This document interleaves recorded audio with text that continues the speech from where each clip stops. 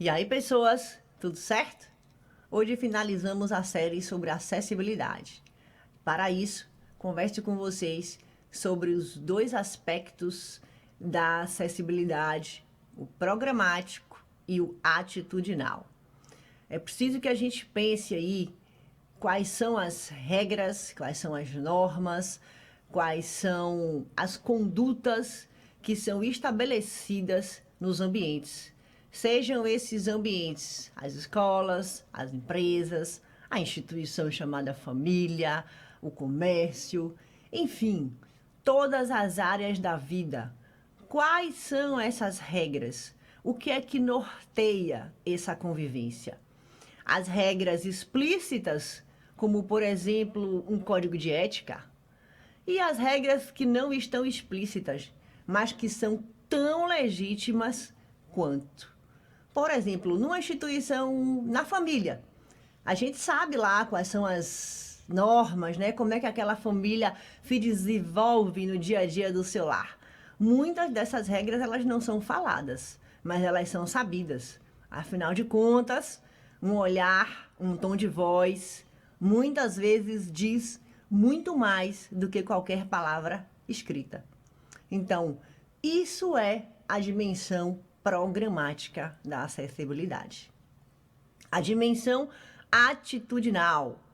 Quais são as atitudes? E essas atitudes precisam vir livre de estereótipo, de estigma, enfim. Vamos entender aí que as atitudes que empreendemos em prol de uma convivência saudável, já dizia um dos meus mestres, Romeu Kazumi Sasaki, no seu conceito de comportamento inclusivo, que são aí as atitudes empreendidas para uma convivência saudável entre pessoas com e sem deficiência.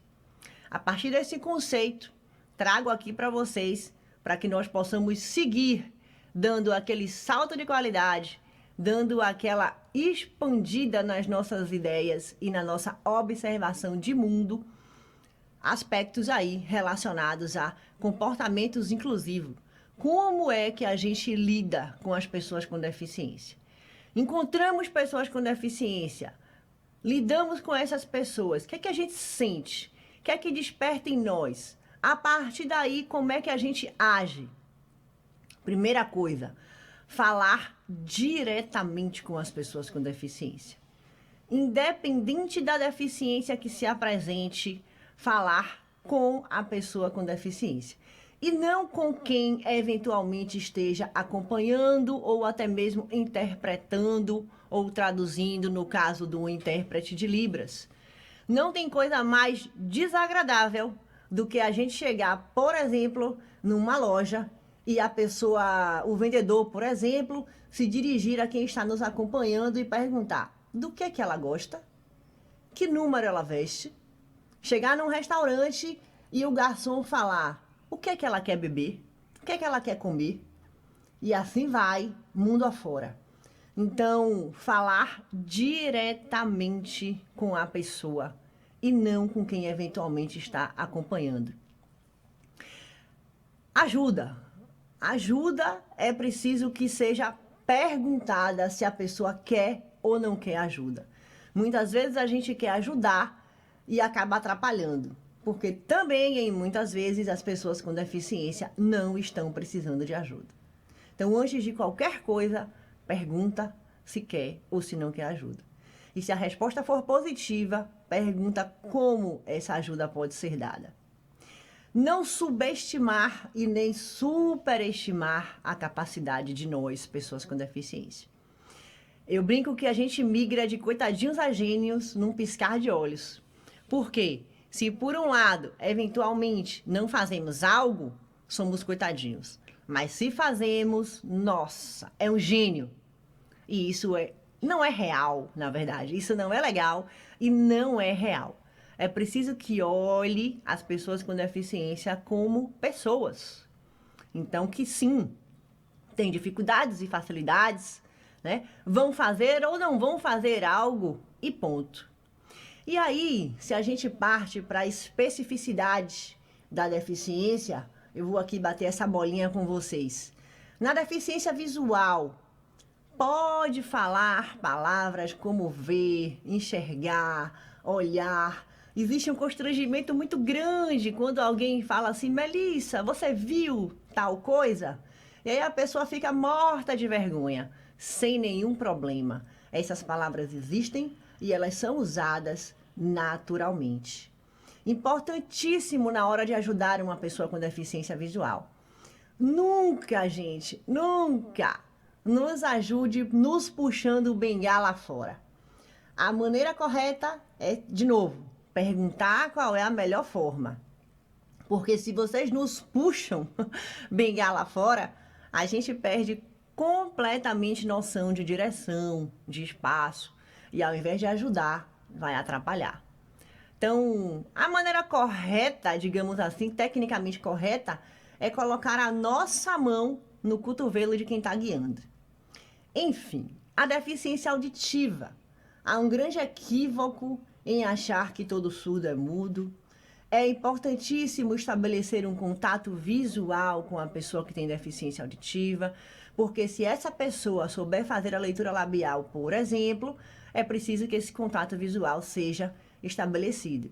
E aí vale a pena frisar, não precisa fazer caras e bocas. Pode falar no seu tom de voz normal e no seu ritmo habitual. Quem sabe fazer a leitura labial, vai fazer a leitura labial. A deficiência física, a dica da ajuda é muito importante. Se for uma cadeira, se a pessoa com deficiência física estiver usando uma cadeira de rodas, pergunta qual é a melhor maneira de conduzir, né? Evitar brincadeira com a cadeira de roda, com eventual moleta, com andador. Afinal de contas, esses equipamentos fazem parte dessa pessoa. Eles não estão ali por adereço ou por brincadeira. Da mesma forma, pode usar palavras como andar, correr, não constrange, não machuca, não fere. Pessoas com deficiência intelectual, importantíssimo não infantilizar essas pessoas. Infelizmente, é muito comum as pessoas falarem com aquelas que possuem deficiência intelectual e aí você está lá falando com um homem de 40 anos e aí você fala que gracinha, que bonitinho, que camisinha linda, que bermudinha bacana, infantilizando totalmente aquela pessoa. Então, fala com a pessoa respeitando a idade.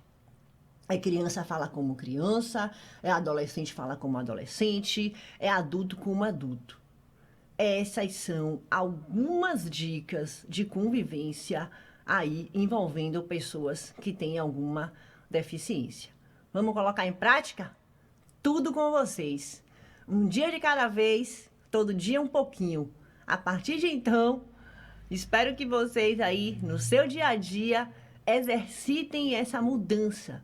Porque nada adianta a gente ter uma sociedade plenamente, arquitetonicamente acessível, tecnologicamente acessível, instrumentalmente acessível, metodologicamente acessível, comunicacionalmente acessível, se a gente não tem uma sociedade atitudinalmente acessível. Então, essas barreiras atitudinais que se formam a partir da não contemplação deste ponto da acessibilidade é crucial para o desenvolvimento da inclusão social plena. Vamos exercitar a mudança? Tudo com vocês. Se esse vídeo fez sentido, peço que se inscreva no canal, ative o sino das notificações, curtam, compartilhem e comentem. Valeu!